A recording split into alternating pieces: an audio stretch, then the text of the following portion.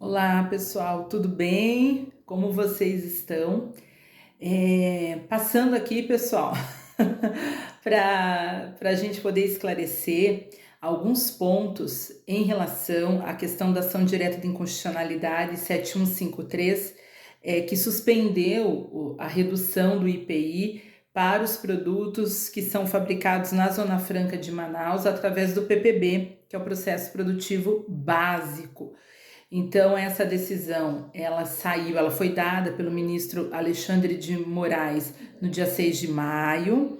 É uma medida liminar, né, dentro dessa ação direta de inconstitucionalidade, onde ele realmente suspendeu os efeitos da redução do IPI para esses produtos que são fabricados lá na Zona Franca de Manaus. E desde então, como a gente tem recebido muitos questionamentos, eu achei importante vir através do vídeo, né, tentar esclarecer alguns pontos, porque a gente colocou isso no grupo, informamos isso aqui através do nosso grupo no WhatsApp, encaminhamos a vocês, mas às vezes o pessoal não vê, né? Mesmo a gente colocando até no WhatsApp, que é uma coisa mais ágil, o pessoal acaba passando desapercebido e depois, quando recebe alguma informação ou de um concorrente, ou do despachante, ou do escritório, aí que eles vão se atentar para algo que a gente já tinha passado. Então também já fica aí o puxão de orelha de que quando a gente mandar as informações aqui, principalmente pelo WhatsApp, é porque realmente são informações relevantes, talvez não sejam a todos, né? Por exemplo, aquela redução do imposto de importação foi para alguns itens, não para todos, mas regra geral, se a gente coloca aqui, é para que vocês deem uma atenção e é uma forma mais rápida da gente disseminar também a informação, tudo bem?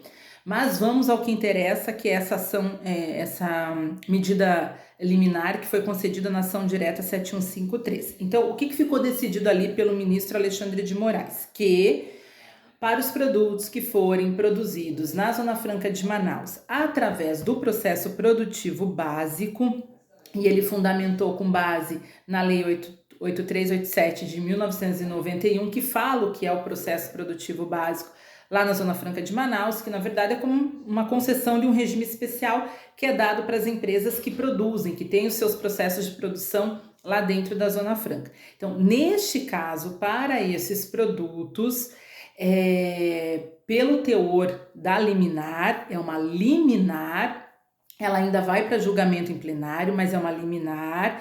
Pelo teor da liminar, se eu, que estou fora da Zona Franca, sou um estabelecimento industrial ou sou um importador e vou vender este produto que é produzido lá na Zona Franca através do processo produtivo básico, eu não posso aplicar o redutor de IPI. Então, eu não poderia utilizar as alíquotas do IPI reduzidas que se encontram hoje previstas no anexo da Lei 10.923, né? Do Decreto 10.923, que é a TIP, na redação que foi dada pelo Decreto 11.055 de 2022, que esse Decreto 11.055 de 2022 foi o decreto, então, que trouxe a nova TIP já com as alíquotas reduzidas.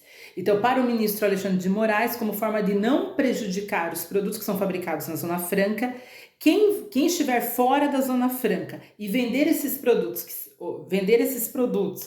que são fabricados lá, eles devem, então, não aplicar essa redução, ou seja, devem aplicar a alíquota cheia do IPI, tal como consta lá no Decreto 2923, que foi publicado no final de 2021. Então, a gente teria que ir lá, olhar para o Decreto 10.923, na sua versão original lá de 2021 e aplicar as alíquotas originais sem essa redução, porque a gente está com essa briga entre a questão da Zona Franca de Manaus e os produtos que são produzidos fora da Zona Franca, mas que hoje também tem a redução do IPI. Então, tá toda uma confusão, principalmente para saber quais são esses produtos que são produzidos lá na Zona Franca com PPB. Quais são esses produtos? Nós não sabemos, pessoal, não existe uma listagem oficial. Nós temos sim, quando você entra no site da Suframa, ele tem uma cartilha de incentivos, onde ele vai dizer lá quais são as empresas que estão lá e quais são as NCMs que são abrangidas por incentivos lá dentro. Mas isso é uma listagem lá de 2019, não dá para a gente saber se isso está em vigor ou não está, se são mesmo esses itens.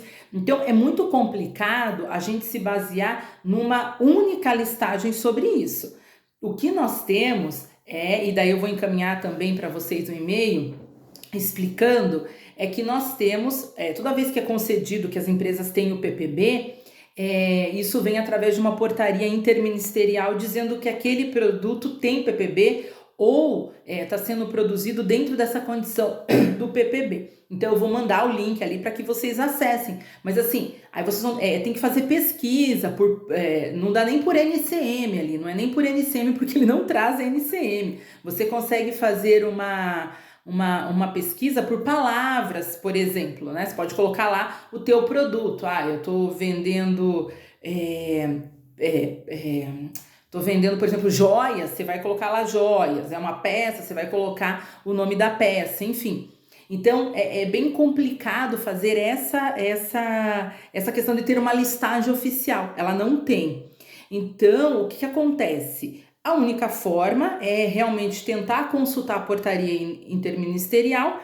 E aí a conclusão que fica é assim: se eu tenho concorrente, eu sei que eu tenho concorrente na Zona Franca, que eu tenho alguém que está produzindo na Zona Franca de Manaus e eu tô fora dela e vou vender esse mesmo produto, eu não teria o redutor, tá? É isso que a gente tem na decisão. É uma liminar? Sim, é uma liminar. Graziela, ela vai ser mantida? Não sabemos, né? Ela foi concedida no dia 6, foi dado prazos específicos para que haja manifestação da presidência, da advocacia. Então, é um período aí que a gente tem que aguardar a hora que ela for votada efetivamente no plenário virtual. Nesse meio tempo nós temos de tudo, nós temos empresas que continuam vendendo normalmente com as alíquotas reduzidas, dizendo assim, não, a gente vai aguardar a decisão final da ação direta de inconstitucionalidade. Tem empresa que já está enviando com as alíquotas cheias e informando os clientes, olha, a gente já está vendendo com a alíquota cheia, porque a gente tem esse produto, a gente já sabe que a gente tem concorrência na Zona Franca,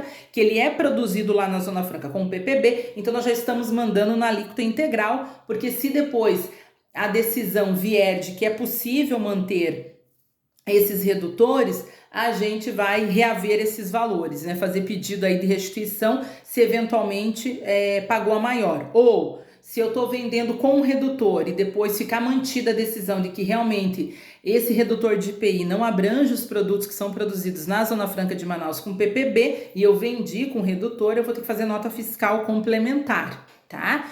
Como nós estamos no meio do mês, né, hoje dia 13, a gente espera que esse desenrolar se dê até o final do mês, porque se eventualmente for necessário, por exemplo, fazer notas complementares, eu consigo ainda fazer dentro do mês de maio. Ok? Esse é um ponto. E exatamente agora, faz pouco tempo que eu acompanho, né? A gente fica acompanhando ali direto a questão da ação direta, né? Toda vez que há alguma peça, algum pedido lá dentro, a gente acaba acompanhando. E acabou de entrar é bem interessante aqui, um requerimento da Associação Brasileira da Indústria Eletro e Eletrônica, justamente pedindo para o ministro Alexandre de Moraes que essa medida a liminar, que ela não seja aplicada, enquanto não for editada uma lista para ficar claro para as empresas que estão fora da Zona Franca de Manaus, quais são os itens que efetivamente eles voltam a ter a alíquota do IPI no patamar normal, ou seja, sem aquele redutor de 35%. Então, muito interessante. Acabou de sair esse pedido da ABINE, justamente dizendo que enquanto a gente não tem essa lista, a existência ou não de fabricação de produto dentro da Zona Franca, impossível saber se existe efetiva produção.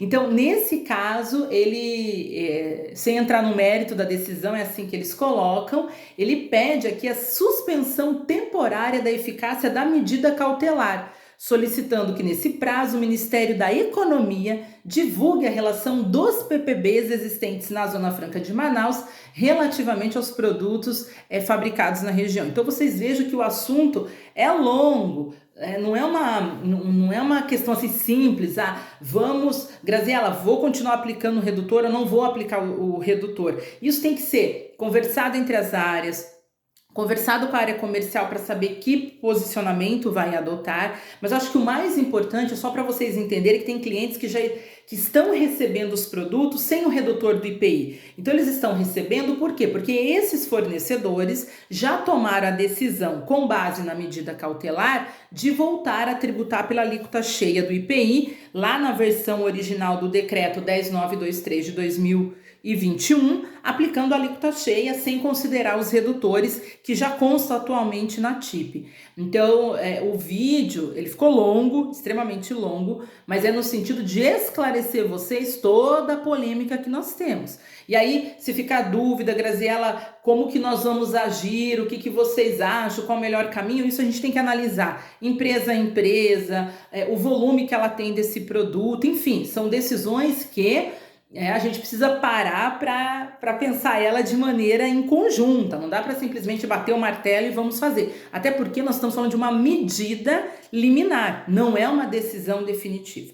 Ok, pessoal? Então, se vocês precisarem de auxílio nessa tomada de decisão, tem dúvida, Graziela, ainda fiquei com dúvida em relação ao tema, nós estamos aqui justamente para atendê-los.